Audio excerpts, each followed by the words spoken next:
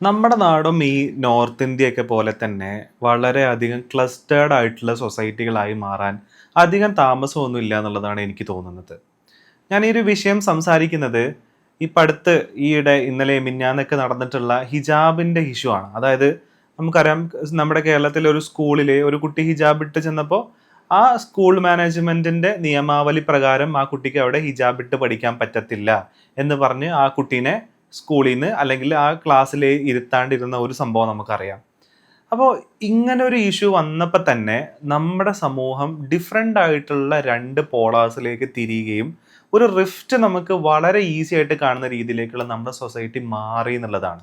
അല്ലെങ്കിൽ സോഷ്യൽ മീഡിയയിൽ അല്ലെങ്കിൽ ഒരു വിഭാഗം ആൾക്കാർ മാറി എന്നുള്ളതാണ്.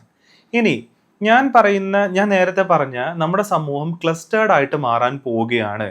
ഇപ്പം നോർത്ത് ഇന്ത്യയിലൊക്കെ നമ്മൾ കാണുമല്ലോ, അതായത് ഹിന്ദു വിഭാഗമാണെന്നുണ്ടെങ്കിൽ അവരൊരു ഏരിയയിൽ അവർ മാത്രമായിരിക്കും, മുസ്ലിംസ് ആണെന്നുണ്ടെങ്കിൽ ഒരു ഏരിയയിൽ അവർ മാത്രമായിരിക്കും, സിഖുകാരാണെന്നുണ്ടെങ്കിൽ ഒരു ഏരിയയിൽ അവർ മാത്രമായിരിക്കും.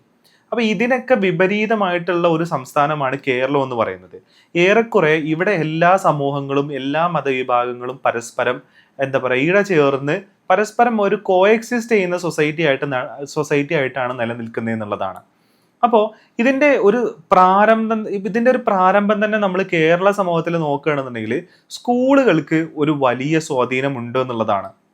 കാരണം നമ്മൾ സ്കൂളുകളിൽ പഠിക്കുന്ന സമയത്ത്, നമ്മൾ 1-ാം ക്ലാസ് മുതൽ പഠിക്കുന്ന സമയത്ത് നമ്മുടെ കൂടെ ഹിന്ദുവും ക്രിസ്ത്യനും മുസ്ലിമും എല്ലാ വിഭാഗത്തിൽപ്പെട്ടിട്ടുള്ള ആൾക്കാരും ഉണ്ടാവും എന്നുള്ളതാണ്. നമ്മളൊരു ഒരു കാലം വരെ നമ്മൾ അവനെ ഹിന്ദു ആയിട്ടോ മുസ്ലിം ആയിട്ടോ ആയിരിക്കത്തില്ല നമ്മൾ കാണുന്നത്. അവൻ നമ്മുടെ കൂട്ടുകാരൻ എന്നുള്ള ലെവലിലായിരിക്കും നമ്മൾ അവനെ കണ്ടുവരുന്നത് എന്നുള്ളതാണ്. പിന്നീട് ഈ പറയുന്ന സ്വത്വബോധം എന്നൊരു ബോധത്തിലേക്ക് എത്തുന്ന സമയത്ത് മാത്രമാണ് മേ ബി എന്നാണ് പറയുന്നത്, അവൻ്റെ റിലീജിയനും അവൻ്റെ വിശ്വാസവും കൂടെ നമ്മൾ പരിഗണിക്കുന്നത് എന്നുള്ളതാണ്. അപ്പോൾ ഇങ്ങനെ ഒരു കോഎക്സിസ്റ്റിംഗ് ആയിട്ടുള്ള പരസ്പരം കൊണ്ടും കൊടുത്തും സഹായിച്ചും എല്ലാം ജീവിക്കുന്ന ഒരു സൊസൈറ്റി ആയിട്ട് നമ്മൾ മാറുന്നതിൻ്റെ ഒരു റീസൺ അല്ലെങ്കിൽ അതിൻ്റെ ഒരു ഫൗണ്ടേഷൻ ഇട്ടിരുന്നത് നമ്മുടെ സ്കൂളുകൾ തന്നെയായിരുന്നു. കാരണം മറ്റൊരു വിഭാഗത്തിലുള്ള ഒരു മനുഷ്യൻ അല്ലെങ്കിൽ മറ്റൊരു മതവിഭാഗത്തിലുള്ള ഒരു മനുഷ്യൻ നമുക്ക് ഒരു കാലത്തും അന്യരായിരുന്നില്ല എന്നുള്ളതാണ്. ഇപ്പം മുസ്ലിമിന് ഒരിക്കലും ഹിന്ദു അന്യനായിരുന്നില്ല, ഹിന്ദുവിന് ഒരിക്കലും മുസ്ലിമും അന്യരായിരുന്നില്ല, ഈ രണ്ട് കൂട്ടർക്കും ഒരിക്കലും ക്രിസ്ത്യനും അന്യനായിരുന്നില്ല എന്നുള്ളതാണ്. ഇവരുടെ മതവിശ്വാസങ്ങളും ഇവരുടെ ബിലീഫ്സും ഇവരുടെ ആചാരങ്ങളും എല്ലാത്തിനെ കുറിച്ചും എല്ലാവർക്കും ധാരണ ഉണ്ടായിരുന്നു. എല്ലാവരും ഈ പറയുന്ന എല്ലാ ആഘോഷങ്ങളിലും പാർട്ടിസിപ്പേറ്റ് ചെയ്യുന്നുണ്ടായിരുന്നു എന്നുള്ളതാണ്. എന്നാൽ ഈ കഴിഞ്ഞ ആ ഒരു ഹിജാബിന്റെ ഇഷ്യൂവിന് ശേഷം നമുക്ക് കമന്റുകളും അതേപോലെ തന്നെ ചില ആൾക്കാരുടെ അഭിപ്രായങ്ങളൊക്കെ നോക്കുന്ന സമയത്ത് നമുക്ക് തന്നെ മനസ്സിലാവും, ഓക്കെ, നിങ്ങൾക്ക് നിങ്ങളുടെ മതവിശ്വാസ പ്രകാരം നിങ്ങൾ ജീവിക്കാൻ ആഗ്രഹിക്കുന്നു എങ്കിൽ, അല്ലെങ്കിൽ നിങ്ങളുടെ കുട്ടി നിങ്ങളുടെ വിശ്വാസ പ്രകാരം ഡ്രസ്സ് ധരിച്ച് സ്കൂളിൽ പോകാൻ ആഗ്രഹിക്കുന്നുണ്ടെങ്കിൽ അത്തരം മാനേജ്മെന്റിന്റെ കീഴിലുള്ള സ്കൂളുകളിൽ അവരെ വിട്ടു പഠിപ്പിക്കൂ എന്ന് പറയുന്നത് നമുക്ക് കാണാം. പക്ഷേ ഇങ്ങനെ പഠിപ്പിക്കുമ്പോൾ ഒരു പ്രശ്നമുണ്ട് എന്നുള്ളതാണ്. അതായത് നമ്മുടെ സമൂഹത്തിൽ നമ്മുടെ കൂടെ ജീവിക്കുന്ന മറ്റു വിഭാഗത്തിലുള്ള മനുഷ്യരിലേക്കുള്ള ആക്സസ് അല്ലെങ്കിൽ അവരുമായിട്ടുള്ള സൗഹൃദം, അവരുടെ ബിലീഫ്സ്, അവരുടെ ഒരു കൾച്ചറൽ ആയിട്ടുള്ള കാര്യങ്ങൾ, ഇതൊക്കെ വളരെ ഏലിയൻ ആയിട്ടുള്ള ഒരു സബ്ജക്റ്റ് ആയിട്ട് ഈ സ്വത്വബോധം ഉള്ള സ്കൂളുകളിൽ അല്ലെങ്കിൽ ഈ പറയുന്ന രീതിയിലേക്ക് ഒരു വിശ്വാസം മാത്രമുള്ള സ്കൂളുകളിൽ പഠിക്കുന്ന വിദ്യാർത്ഥികൾക്ക് ഉണ്ടാവും എന്നുള്ളതാണ്. ഇപ്പോൾ എനിക്കൊക്കെ ഒരുപാട് ഇത് പറയേണ്ടി വരുന്നത് തന്നെ വളരെ ലജ്ജാവഹമായിട്ടുള്ള കാര്യമാണെന്നുള്ളതാണ്. എനിക്ക് പല വിഭാഗത്തിലുള്ള പല റിലീജിയനിലുള്ള കൂട്ടുകാരും കൊളീഗ്സും ഉണ്ട് എന്നൊക്കെ പറയേണ്ടി വരുന്നത് തന്നെ ഏറ്റവും വൃത്തികെട്ട കാര്യമായിട്ടാണ് ഞാൻ മനസ്സിലാക്കുന്നത് എന്നുള്ളതാണ്. അപ്പൊ എങ്ങനെയാണ് എനിക്കിത് കിട്ടുന്നത്? ഞാൻ സ്കൂളിൽ പഠിക്കുന്ന സമയത്ത് എൻ്റെ കൂടെ എല്ലാ വിഭാഗത്തിലുള്ള ആൾക്കാരും പഠിച്ചിരുന്നു. അവരെക്കുറിച്ച് എനിക്ക് വ്യക്തമായ ധാരണയുണ്ടായിരുന്നു. നമ്മുടെ സമൂഹം ഇങ്ങനെയാണ്, ഈ സൗഹൃദവും ഈ പറയുന്ന ഒരു കോഎക്സിസ്റ്റിംഗ് ആണ് നമ്മുടെ സൊസൈറ്റിൻ്റെ ഫൗണ്ടേഷൻ ബേസ് എന്ന് പറയുന്നതിനെ കുറിച്ചുള്ള ബോധമുണ്ടായിരുന്നു എന്നുള്ളതാണ്. പക്ഷേ ഈ പറയുന്ന സ്വത്വബോധം പേറുന്ന സ്കൂളുകളിലേക്ക് അല്ലെങ്കിൽ ഏതെങ്കിലും ഒരു മതവിഭാഗത്തിൻ്റെ മാനേജ്മെന്റ് സ്കൂളുകളിലേക്ക് പോകുന്ന സമയത്ത് സംഭവിക്കുന്ന ഒരു കാര്യം എന്ന് പറയുന്നത്, ആ വിശ്വാസം ഫോളോ ചെയ്യുന്ന, ആ വിശ്വാസത്തിൽ അടിയുറച്ച് നിൽക്കുന്ന ആളുകൾ മാത്രമാണ് അവിടെയുള്ളത്. അവർക്ക് വ്യത്യസ്തമായിട്ടുള്ള അഭിപ്രായങ്ങളോ ഇതിന് എതിരഭിപ്രായങ്ങളോ ഇതിൻ്റെ ഓപ്പോസിറ്റ് സ്റ്റാൻഡ് ചെയ്യുന്ന ആൾക്കാരുടെ ബിലീഫ്സും ഇതിനെക്കുറിച്ചുള്ള ധാരണകൾ എന്താണെന്നോ ഇവർക്ക് അറിയത്തുണ്ടായിരിക്കില്ല എന്നുള്ളതാണ്. ഞാൻ എൻ്റെ വിശ്വാസം അത് മാത്രമാണ് ശരി, ഞാൻ അത് മാത്രമേ ചെയ്യത്തുള്ളൂ എന്നുള്ളൊരു ലെവലിലേക്ക് കാര്യങ്ങൾ മാറിപ്പോകും എന്നുള്ളതാണ്. ഇങ്ങനെ വരുന്ന ഒരു സൊസൈറ്റിയിലേക്ക് വളരെ ഈസി ആയിട്ട് നമുക്ക് പലതരത്തിലുള്ള ഹേട്രഡും പലതരത്തിലുള്ള മിസ്ഇൻഫോർമേഷൻസും പലതരത്തിലുള്ള ഡിസ്ഇൻഫോർമേഷൻസും നമുക്ക് ഡിസമിനേറ്റ് ചെയ്യാനും അത് സ്പ്രെഡ് ചെയ്യാനും അതിൽ നിന്നും പൊളിറ്റിക്കൽ ആയിട്ടുള്ള ഒരു എന്താ പറയുക, പൊളിറ്റിക്കൽ ആയിട്ടുള്ള ഒരു ഔട്ട്കം നമുക്ക് അതിൽ നിന്ന് ഉണ്ടാക്കിയെടുക്കാനും പറ്റും എന്നുള്ളതാണ്. വളരെ എളുപ്പത്തിൽ ഈ സൊസൈറ്റിക്കകത്ത് ഡിസ്റ്റോർട്ടഡ് ആയിട്ടുള്ള മീനിങ്സ് അല്ലെങ്കിൽ ഡിസ്റ്റോർട്ടഡ് ആയിട്ടുള്ള കാഴ്ചപ്പാടുകൾ ഒക്കെ നമുക്ക് വളരെ ഈസി ആയിട്ട് ഇൻജെക്ട് ചെയ്യാൻ പറ്റും എന്നുള്ളതാണ്. അങ്ങനെ ഒരു സൊസൈറ്റി ആയിട്ട് മാറാൻ വളരെ അധികം സാധ്യതയുണ്ട് കേരളത്തിന്റെ ഇന്നത്തെ ഒരു സാമൂഹ്യ സ്ഥിതി ഇന്നത്തെ ഒരു സ്ഥിതി വെച്ചിട്ട് എന്നുള്ളതാണ്. കാരണം സമൂഹം വളരെ അധികം റിഫ്റ്റിലേക്ക് മാറി എന്നുള്ളതാണ്, വളരെ അധികം റിഫ്റ്റ് ക്രിയേറ്റ് ചെയ്യപ്പെട്ടു എന്നുള്ളതാണ്. 3 ഡിഫറെൻ്റ് ആയിട്ടുള്ള പോളാസിലേക്ക് നമ്മുടെ സമൂഹം സ്റ്റെപ്പിൻ ചെയ്ത് വെച്ചു എന്നുള്ളതാണ്. ഇതിന് മൂലകമായിട്ടുള്ള പല കാര്യങ്ങളും കേരളത്തിലുണ്ട്. അതായത് ഏകദേശം ഒരു 10 വർഷമായി കാണും പലതരത്തിലുള്ള യൂട്യൂബ് ചാനലുകളും പലതരത്തിലുള്ള സോഷ്യൽ മീഡിയ അക്കൗണ്ടുകളും നമ്മുടെ നാട്ടിൽ നമ്മുടെ സമൂഹത്തിന്റെ ഇടയ്ക്ക് പലതരത്തിലുള്ള ഹേറ്റ്രഡിനെ സ്പ്രെഡ് ചെയ്യാൻ തുടങ്ങിയിട്ട്. അപ്പോൾ ഈ ഹേറ്റ്രഡിനെ സ്പ്രെഡ് ചെയ്യുമ്പോൾ ഇതിനൊരു ടാർഗറ്റ് ഓഡിയൻസും ഉണ്ട്. ഒരു 45 വയസ്സ് കഴിഞ്ഞിട്ടുള്ള ആളുകളാണ് ഇതിന്റെ ടാർഗറ്റ് ഓഡിയൻസ് എന്ന് പറയുന്നത്. എന്തുകൊണ്ടാണ് ഈ പറയുന്ന ആളുകളെ ഇതിനെ ടാർഗറ്റ് ഓഡിയൻസ് ആയിട്ട് വെക്കുന്നത്? ഇപ്പൊ ഈ പറഞ്ഞ ഹിജാബ് ഇഷ്യൂ വന്ന സമയത്ത് തന്നെ ഇതിനെതിരെ പ്രതികരിക്കുന്നത് ആരും ജെൻസി ഒന്നും അല്ല, അല്ലെങ്കിൽ ഇന്നൊരു 30 വയസ്സിന് താഴെ നിൽക്കുന്ന സമൂഹമേ അല്ല, അല്ലെങ്കിൽ ആൾക്കാരെ അല്ല ഇതിന് എഗെയിൻസ്റ്റ് ആയിട്ട് പറയുന്നതെന്നുള്ളതാണ്. ആരാണ് യഥാർത്ഥത്തിൽ ഇതിന് എഗെയിൻസ്റ്റ് ആയിട്ടുള്ള ഒരു ഒരു ഒരു പുറപ്പാട് അല്ലെങ്കിൽ ഇതിന് എഗെയിൻസ്റ്റ് ആയിട്ടുള്ള ഒരു സ്റ്റാൻഡ് എടുക്കുന്നത് ആരാണ്? നമ്മൾ നോക്കി കഴിഞ്ഞാൽ കാണാൻ പറ്റും, നമുക്കൊരു 45 ഇയേഴ്സ് എബോവിലുള്ള ആൾക്കാരാണ് ഇതിന് എഗെയിൻസ്റ്റ് ആയിട്ടുള്ള സ്റ്റാൻഡ് എടുക്കുന്നത്.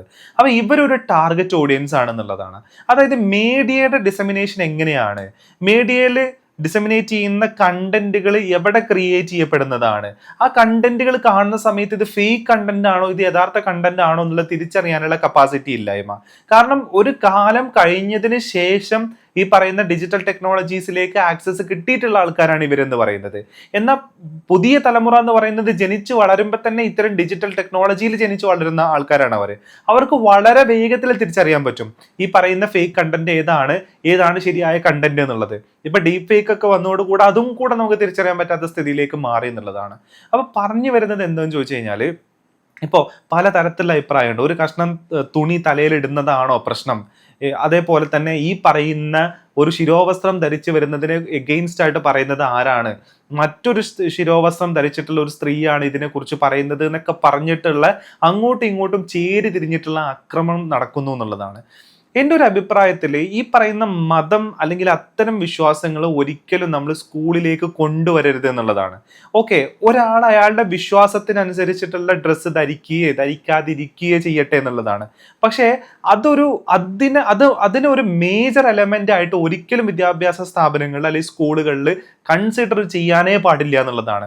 അത് നിന്റെ ഉള്ളിലുള്ള നിന്റെ വളരെ പേഴ്സണൽ ആയിട്ടുള്ള ഒരു കാര്യം മാത്രമാണ് എന്നുള്ള രീതിയിലാണ് അവരത് പഠിപ്പിക്കേണ്ടത് എന്നുള്ളതാണ്. സമൂഹത്തിൽ ഇടപെടുന്ന സമയത്ത് അത് മറ്റൊരാളിലേക്ക് അതിനെ പകർത്തുന്ന രീതിയിലോ മറ്റൊരാൾക്ക് അതൊരു ബുദ്ധിമുട്ടാവുന്ന രീതിയിലോ ഒക്കെ നിന്റെ വിശ്വാസത്തെ നീ കൊണ്ടുവരരുത് എന്നുള്ളതും കൂടെ പഠിപ്പിക്കേണ്ടതായിട്ടുണ്ട് എന്നുള്ളതാണ്. അപ്പൊ ഈ തരത്തിലൊക്കെയുള്ള വിദ്യാഭ്യാസ സമ്പ്രദായങ്ങളിൽ നിന്നും എല്ലാം മാറി, അതായത് പണ്ട് എല്ലാവരെയും ഉൾക്കൊണ്ടിരുന്ന അധ്യാപകര്, എല്ലാവരെയും സ്വന്തം മക്കളെ പോലെ കണ്ടിരുന്ന അധ്യാപകര്, അവര് തന്നെ അല്ലെങ്കിൽ അത്തരം സിസ്റ്റം തന്നെ വളരെ വളരെ ഡിഫറെൻ്റ് ആയിട്ടുള്ള ആംഗിളിലൂടെ തന്നെ മുന്നിലിരിക്കുന്ന വിദ്യാർത്ഥികളെ പോലും കണ്ടു തുടങ്ങി എന്ന് പറയുന്ന ഒരു സിറ്റുവേഷനിലേക്ക് നമ്മുടെ സമൂഹം മാറി എന്നുള്ളതാണ്. ഇതൊരിക്കലും നമ്മൾ അനുവദിക്കാനേ പാടില്ലാത്ത ഒരു കാര്യമാണ് ഇത്തരം കാര്യങ്ങൾ എന്നുള്ളതാണ്. കാരണം ഒരു കുട്ടിയുടെ വളരെ ബേസിക് ആയിട്ടുള്ള സോഷ്യൽ കാഴ്ചപ്പാടും വളരെ ബേസിക് ആയിട്ടുള്ള പൊളിറ്റിക്കൽ കാഴ്ചപ്പാടിൻ്റെ ഒക്കെ ഒരു ഫൗണ്ടേഷൻ ഇടുന്നത്, ആ സമൂഹത്തിനെ ഷെയ്പ്പ് ചെയ്യുന്നത് വിദ്യാഭ്യാസ സ്ഥാപനങ്ങളാണെന്നുള്ളത്. അവിടെ കൂടെ നിങ്ങളുടെ മതവിശ്വാസത്തെ നിങ്ങൾ കൊണ്ടുവരാണെന്നുണ്ടെങ്കിൽ, അവിടെ കൂടെ മതവിശ്വാസം ഇംപ്ലിമെന്റ് ചെയ്യുന്ന രീതിയിലേക്കുള്ള കാര്യങ്ങൾ നിങ്ങൾ കൊണ്ടുവരാണെന്നുണ്ടെങ്കിൽ നമ്മുടെ സമൂഹം ഇന്ന് നിലനിൽക്കുന്ന ഈ ബ്യൂട്ടിഫുൾ ആയിട്ടുള്ള കോഎക്സിസ്റ്റിംഗ് ആയിട്ടുള്ള സമൂഹമല്ലാതാവാൻ അധിക കാലം ഒന്നും വേണ്ടി വരില്ല എന്നുള്ളതാണ്. ഒരു പ്രളയവും 2 പ്രളയവും അതേപോലെ തന്നെ നമ്മൾ വയനാട്ടിലെ ലാൻഡ് സ്ലൈഡ് പോലെയുള്ള ഒരു വലിയൊരു നാച്ചുറൽ കലാമിറ്റി നടന്ന സമയത്ത് നമ്മുടെ പവർ എന്താണെന്നുള്ളത് നമ്മൾ മനസ്സിലാക്കിയതാണ്. വിശ്വാസമോ മതമോ ഒന്നും നോക്കാതെയാണ് നമ്മൾ ഈ ഒരു സമൂഹത്തിൽ ഇടപഴകിയത് എന്നുള്ളതാണ്. അത് എങ്ങനെയാണ് അത് സാധ്യമാവുന്നത്? നമ്മുടെ ഉള്ളിൽ അത്രയേറെ റിഫ്റ്റ് ഇല്ലാതിരിക്കുന്നത് കൊണ്ടാണ്. അല്ലെങ്കിൽ വിദ്വേഷം എന്ന് പറയുന്ന ഒരു കാര്യം നമ്മുടെ ഉള്ളിൽ കുറഞ്ഞിരിക്കുന്നത് കൊണ്ടോ അല്ലെങ്കിൽ ഇല്ലാതിരിക്കുന്നത് കൊണ്ടാണ് നമുക്ക് മറ്റൊരാളെ സഹായിക്കാൻ വേണ്ടിയിട്ട് കൈ മെയ് മറന്ന് നമുക്ക് ഇറങ്ങാൻ പറ്റുന്നത് എന്നുള്ളതാണ്. പക്ഷെ വൺസ് ഈ ഒരു സമൂഹം ഒരു ഒരു ക്ലസ്റ്റേർഡ് ആയിട്ടുള്ള ഒരു സൊസൈറ്റി ആയി മാറിക്കഴിഞ്ഞാൽ മറ്റവൻ എന്തെങ്കിലും പറ്റിയാൽ അതിനൊരു സഹായ ഹസ്തം നീട്ടാനോ അല്ലെങ്കിൽ അതിന് ആ ഒരു സിറ്റുവേഷനിലേക്ക് ഇറങ്ങാനോ ഉള്ളൊരു മെന്റാലിറ്റി ഉണ്ടായിരിക്കില്ല എന്നുള്ളതാണ്.